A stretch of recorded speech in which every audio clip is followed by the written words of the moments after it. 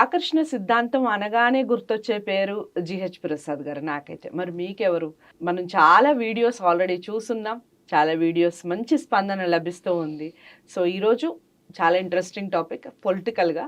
So, పొలిటికల్‌గా GH Prasad గారికి ఏమిటి లింక్ అని అనుకుంటున్నారా? అది కూడా రిలేటెడే ఈ ఆకర్షణ సిద్ధాంతానికి.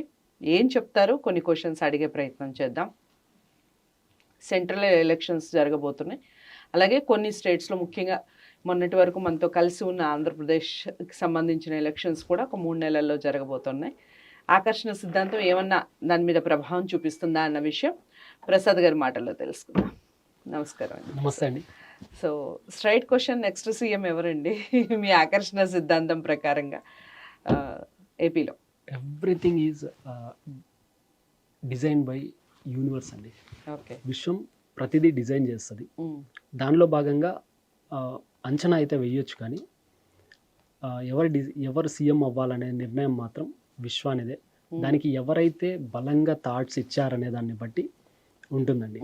ఒకసారి గతంలో సీఎం అయిన వాళ్ళు ఎందుకు అయ్యారు, ఎలా అయ్యారు అనేది కనుక పరిశీలిస్తే ఇప్పుడు ఆ మైండ్ సెట్ ఎవరికైతే ఉందో వాళ్ళు సీఎం అవుతారు. కాస్త ఒక్కసారి కనుక బ్రీఫ్గా చూస్తే ఇప్పుడు సీఎంగా ఉన్నటువంటి జగన్మోహన్ రెడ్డి గారిని ఒకసారి ఆ మైండ్ ఎలా ఉంది, ఇతను ఎంతవరకు ఈసారి సీఎం అవ్వగలడు అని కనుక చూస్తే, చూడండి మేడం, ఓడిపోయినప్పుడు కూడా కొన్ని విషయాలు చెప్పాడు జగన్మోహన్ రెడ్డి. నేను ఏ పార్టీకి అతీతం, అన్ని పార్టీలకి అతీతం అండి. నాకు ఏ పార్టీతో సంబంధం లేదు. ఆకర్షణ సిద్ధాంతంలో భాగంగా ఈ విషయాలు చెప్తూ ఉన్నా అంతే. ఫస్ట్ రాజశేఖర్ రెడ్డి గారు చనిపోయినప్పుడు సోనియా గాంధీ సైతం జగన్మోహన్ రెడ్డి దేనికి పనికిరాడని పక్కన పెట్టింది. ఏంటి అలా చెప్పేస్తున్నారంటే, నిజం మేడం, ఆమె దృష్టిలో ఆయన అలాగే ఉన్నాడు.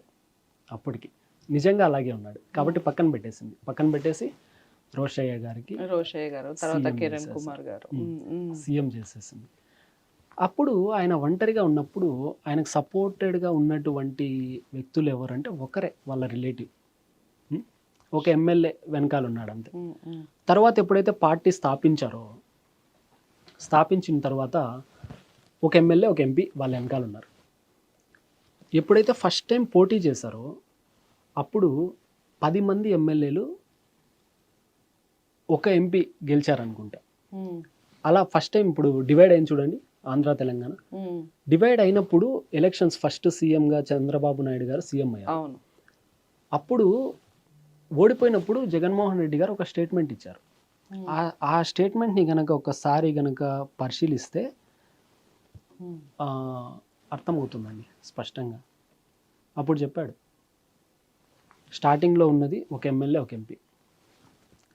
ఇప్పుడు సెకండ్ టైం మేము పోటీ చేసినప్పుడు 10 మంది ఎమ్మెల్యేలు ఒక ఎంపీ. ఇప్పుడు ప్రస్తుతం 2014లో ఓడిపోయిన తర్వాత 70 మంది ఎమ్మెల్యేలు 10 మంది ఎంపీలు. నెక్స్ట్ కాబోయే సీఎం నేను అని చెప్పాడు. ఇది ఎప్పుడు చెప్పాడు? బిఫోరే చెప్పాడు. ఓడిపోయినప్పుడు చెప్పాడండి. ఇప్పుడు ఓడిపోయినప్పుడు ఇంత కాన్ఫిడెంట్గా మాట రాదు. సరే, ఒక 2 ఏళ్ళు గడిచాయి, 2.5 సంవత్సరం గడిచింది. గడిచిన తర్వాత వైజాగ్ ఎయిర్పోర్ట్లో జగన్మోహన్ రెడ్డి గారిని ఆపేశారు. పోలీసులు అడ్డుకున్నారు. ఎందుకు అడ్డుకున్నారు? అడ్డుకున్నప్పుడు చెప్పాడు, మిమ్మల్ని అందరినీ గుర్తుపెట్టుకుంటా, ఇంకా 2 ఏళ్ళే ఉండేది, దాని తర్వాత సీఎం నేనే, అప్పుడు చెప్తాను. అంటే ఓడిపోయాడు కదండి. అప్పుడు ఓడిపోయినప్పుడు ఇంత కాన్ఫిడెన్స్గా ఎలా వస్తుంది మాట? నెక్స్ట్ 2 సంవత్సరాల తర్వాత నేనే సీఎం అని అంత బలంగా ఎలా చెప్పగలుగుతున్నాడు? చెప్పాడు. దాని తర్వాత నంద్యాల బై ఎలక్షన్ జరిగాయి, దానికి ముందు జరిగాయి అనుకుంటా, ముందు జరిగాయి. అప్పుడు కొట్టారు, తీసుకున్నాం, మా టైం వస్తుంది, కొట్టి చూపిస్తాం, ఇలా చెప్పాడు. ఇప్పుడు ప్రస్తుతం పరిస్థితి ఎలా ఉంది అంటే, రాష్ట్రాన్ని పరిపాలిస్తూ ఉన్నాడు. ఈ మాటలన్నింటినీ ఒకసారి బలంగా తీసుకున్నట్లయితే, ఇప్పుడు ఒక దేవుడు ఉన్నారు అని అనుకోండి. ఆ దేవుడికి స్వామి 2 సంవత్సరాల తర్వాత నేనే సీఎం అని పదే చెప్తే ఆ కోరికలన్నింటినీ తీసుకుంటాడు కదండి.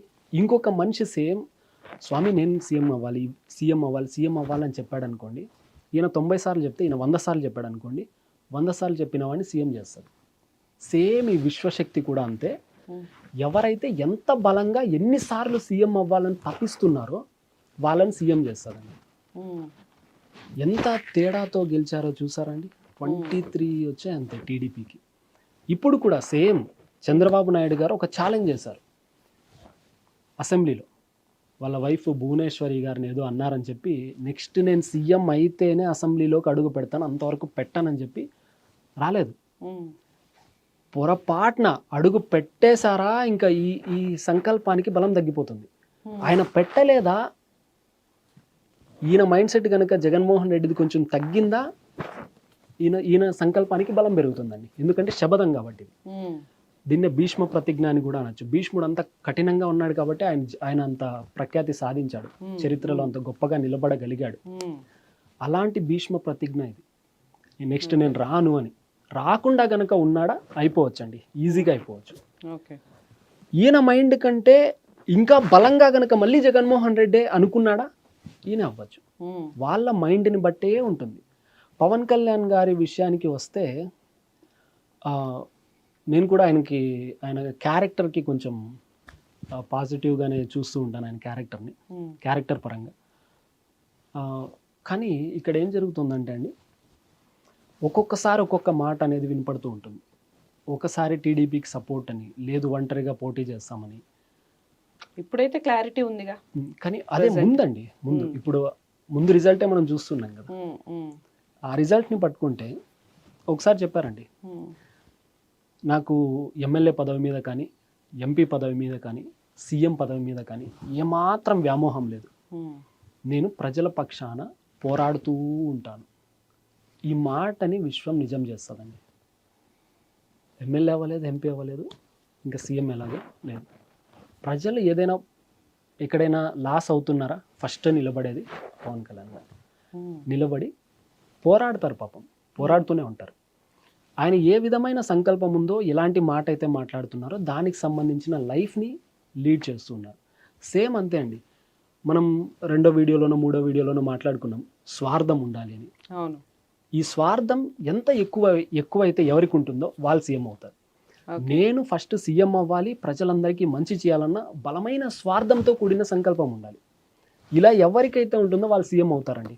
ఇదంతా విశ్వానికి తెలుసు. అంటే ఎవరి మనస్సు ఎంత బలంగా ఉంది అనేది, ఎంత బలంగా విశ్వానికి కోరిక చెప్తున్నారనేది. ఓకే. అది వాళ్ళ గురించి మనం దగ్గరుండి కనుక చూస్తే అంచనా వేయొచ్చండి. లేదంటే ఒకసారి సీఎం అయిన తర్వాత కనుక వాళ్ళ ఇంటర్వ్యూస్ కనుక చూస్తే ఆ కాన్ఫిడెన్స్ లెవెల్స్ అనేవి బయటపడుతూ ఉంటాయి. మేము అప్పుడు అలా అనుకున్నాం, ఇలా అనుకున్నాం, ఈ ప్రణాళిక వేసాం, అందుకు అయ్యామనేది వాళ్ళ మాటల్లోనే వినొచ్చండి. ఇదంతా డిజైన్ చేస్తుంది, వాళ్ళ థాట్స్ని బట్టే విశ్వం డిజైన్ చేసి సీఎం చేస్తుంది. ఓకే. అట్లా ఉంటుందండి. సో ప్రసాద్ గారు, నిజంగా సీఎం ఎవరవుతారు అని నేను ఈ క్వశ్చన్ని ఇంచుమించుగా చాలా మందిని అడిగానండి.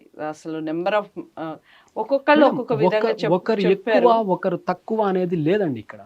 ఎవ్వరు ఎక్కువ లేదు, ఎవ్వరు తక్కువ లేదు. వాళ్ళ థాట్స్, వాళ్ళ ఫ్రీక్వెన్సీ లెవెల్స్. పవన్ కళ్యాణ్ గారు కనుక గట్టిగా అనుకుంటే పవన్ కళ్యాణ్ గారు కూడా సీఎం అయిపోవచ్చు. ఓకే. ఎవరు అవుతారనేది వాళ్ళ మీదే ఆధారపడి ఉంటుందండి. ఒక పదవి ఉందండి, ఈ పదవి కోసం ఎవరు ఎంత తప్పిస్తున్నారు, లోపల తపన, ప్రేమ, ఇష్టం, వ్యామోహం ఇవన్నీ ఎక్కువయ్యాయంటే వాళ్ళకి ఆ పదవి అందుకునేస్తారు. వీళ్ళు ఎక్కువ, మళ్ళీ వీళ్ళు వచ్చి ఇక్కడ కూర్చొని అవసరం లేదండి, చేరే వాళ్ళ దగ్గరకు వస్తుంది, ఆ స్థానమే వాళ్ళకి వస్తుంది.